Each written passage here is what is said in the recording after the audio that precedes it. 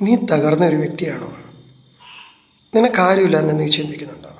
പക്ഷെ ഞാനൊരു കാര്യം പറയുന്നു, നിന്നെ സ്നേഹിക്കുന്ന ഒരു ദൈവമുണ്ട്.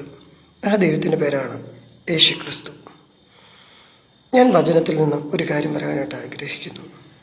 യേശു സ്നേഹിച്ച ഒരു വ്യക്തി ബെഥാനിയിൽ താമസിച്ചിരുന്നു. ആ വ്യക്തിയുടെ പേർ ലാസർ എന്നായിരുന്നു.